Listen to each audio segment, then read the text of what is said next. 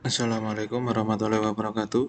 Bertemu lagi di channel Aryadin. Kali ini saya akan membagikan pembahasan kuis ke-23, yaitu untuk 10 soal PPKN ini ya. Untuk P3K Guru SD tahun 2021. Bagi Anda yang ingin bergabung di grup Telegram Belajar Bersama Guru SD, bisa gabung, yang link grupnya ada di deskripsi video ini. Mari kita lanjutkan ke pembahasan soal nomor 1. Di bawah ini yang merupakan lembaga yudikatif adalah yaitu yang D, Komisi Yudisial. Di lembaga-lembaga negara ini ada yudikatif, eksekutif, legislatif, dan eksaminatif. Untuk yudikatif itu berarti lembaga hukum ya, yang berupa hukum. Jadi contohnya Mahkamah Agung, Mahkamah Konstitusi, Komisi Yudisial. Sedangkan eksekutif itu yang menjalankan pemerintahan. Berarti ada presiden dan wakil presiden. Legislatif itu yang membuat. Jadi ada MPR, DPR, dan DPD. Eksaminatif itu BPK.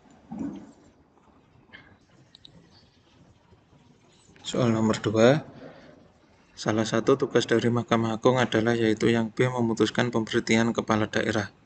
Di pembahasannya untuk Mahkamah Agung itu ada 3 ini ya. Mengadili tingkat kasasi, pengujian peraturan di bawah undang-undang, memutuskan pemberhentian kepala daerah. Sedangkan untuk Mahkamah Konstitusi itu menguji undang-undang, memutuskan sengketa kewenangan lembaga negara, memutuskan pembubaran partai politik. Sedangkan KY, ini Komisi Yudisial, ini berarti mengurusi tentang hakim, itu merekrut calon hakim agung, menegakkan kode etik dan pedoman perilaku hukum. Jadi ini Komisi Yudisial ini adalah yang mengawasi hakim-hakim agung.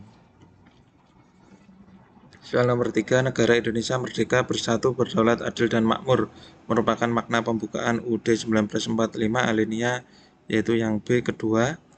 Makna pembukaan alinea 2 ini ada 4 ya. Yang pertama cita-cita nasional, yang kedua negara Indonesia merdeka, bersatu, berdaulat, adil, dan makmur. Yang ketiga adanya momentum atas pernyataan kemerdekaan. Yang keempat kemerdekaan yang dicapai melalui pergerakan melawan penjajah. Jadi bukan suatu pemberian, tapi kemerdekaan itu dilalui dengan perjuangan. Soal nomor 4, politik luar negeri Indonesia adalah bebas aktif. Hal ini merupakan makna pembukaan UUD 1945 alinea, yaitu yang D keempat.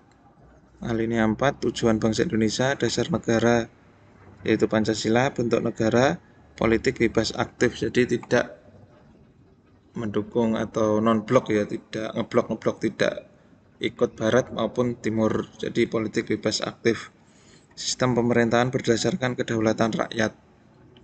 Soal nomor 5, beberapa hari terjadi hujan yang cukup lebat membuat jembatan antar dua desa putus. Supaya perekonomian kedua desa tetap berjalan, masyarakat bahu-membahu untuk membuat jembatan sementara. Dari pernyataan di atas menunjukkan bahwa masyarakat telah mengamalkan Pancasila sila yaitu kelima. Nah, sila kelima ada banyak ini ya, ada 30. Nah, ini di nomor 25, gotong royong membangun jembatan. Jadi gotong royong itu merupakan pengamalan sila kelima ya, bukan ketiga. Karena ketiga, walaupun gotong royong itu ya bersatu banyak, orang banyak, tapi lebihnya ke sila kelima. Soal nomor 6, di kelas Tony ada teman baru yang berasal dari suku lain. Siswa tersebut mempunyai bahasa daerah sendiri. Tony berinisiatif ingin belajar bahasa daerah temannya itu. Hal ini Tony sudah mengamalkan Pancasila sila ketiga ini ya. Nah, kalau sila ketiga termasuk rela berkorban ini demi negara lebih ya. Jadi bedanya itu lebih ke suku, ke agama, ke persatuan lebihnya. Di bedanya dengan kelima gitu. Jadi gotong royong itu kan kebersamaan lebih ke 5. Tapi kalau 3 itu ya rela berkorban ini demi kepentingan bangsa, negara. Kalau dilihat seperti itu. Nah, ini perbedaan suku, menghargai bahasa daerah lain. Jadi lebih ke Indonesia kalau sila ketiga ini ya. Soal nomor 7, kapan dilaksanakan amandemen ketiga Undang-Undang 1945, yaitu yang D 1 sampai 9 November 2001.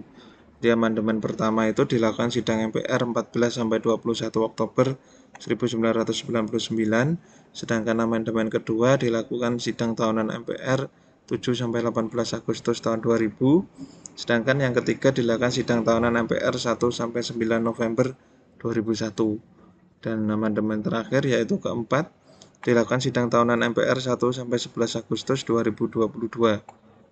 Maaf 2002 ini ya. Hasil amandemen 1945 ini meliputi 23 pasal dalam 7 bab, yaitu mengenai bentuk dan kedaulatan, mengenai MPR, kekuasaan pemerintah negara, bab 5-nya Kementerian Negara, bab 7A DPR, 7B pemilihan umum, 8A tentang BPK. Soal nomor 8 di bawah ini yang bukan implementasi Bhinneka Tunggal Ika adalah yaitu yang A, berperilaku eksklusif dalam pergaulan. Jadi implementasi Bhinneka Tunggal Ika ini yang betul adalah berperilaku inklusif, bukan eksklusif ya. Jadi inklusif itu bisa menerima dalam pergaulan, kalau eksklusif itu tidak bisa menerima atau di luar. Kemudian mengakomodasi sifat pluralistik. Pluralistik itu berarti kan yang plural, jamak, berarti bermacam-macam. Jadi harus mengakomodasi sifat itu. Yang ketiga, tidak egois. Yang keempat, mengedepankan musyawarah untuk mencapai mufakat. Nah, ini implementasi Bhinneka Tunggal Ika kan itu. Kalau tidak ada musyawarah kan nanti bisa terjadi pertengkaran. Ini bertentangan dengan Bhinneka Tunggal Ika. Yang kelima, toleran. Dan yang terakhir, mengembangkan sikap rela berkorban. Soal nomor 9, pasal yang mengatur tentang pendidikan dan kebudayaan adalah pasal yaitu yang B 31 dan 32. Nah, ini untuk pasal 30 ini tentang pertahanan dan keamanan negara. Pasal 31 dan 32 tentang pendidikan dan kebudayaan. Pasal 33 dan 34 ini tentang perekonomian nasional dan kesejahteraan sosial. Pasal 35, 36 ini tentang bendera, bahasa dan lambang negara, serta lagu kebangsaan. Ini ada di pasal 35, 36, 36A, 36B, 36C. Pasal 37 ini tentang perubahan Undang-Undang Dasar. Jadi bisa diubah, bisa diamandemen, ini diatur pada pasal 37 ini. Soal terakhir nomor 10, untuk menyelesaikan kasus Undang-Undang Cipta Kerja, maka lembaga yang memiliki kewenangan dalam menguji undang-undang atau judicial review tersebut adalah yaitu yang B, Mahkamah Konstitusi. Untuk jawabannya adalah yang B, pembahasannya, Mahkamah Konstitusi berwenang mengadili pada tingkat pertama dan terakhir yang putusannya bersifat final untuk menguji undang-undang terhadap undang-undang dasar. Jadi seperti di soal tadi ya, jadi undang-undang itu harus diuji dengan undang-undang dasar ini melalui Mahkamah Konstitusi. Memutus sengketa kewenangan lembaga negara yang kewenangannya diberikan oleh undang-undang dasar, memutuskan pembubaran partai politik, dan memutuskan perselisihan tentang hasil pemilihan umum. Fungsi pengadilan MA.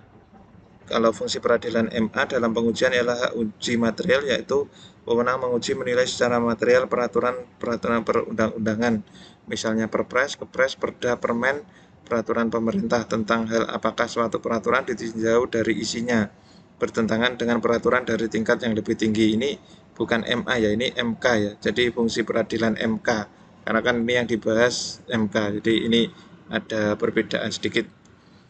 Cukup sekian penjelasan dari saya, ada kurang lebihnya saya mohon maaf. Terima kasih. Wassalamualaikum warahmatullahi wabarakatuh.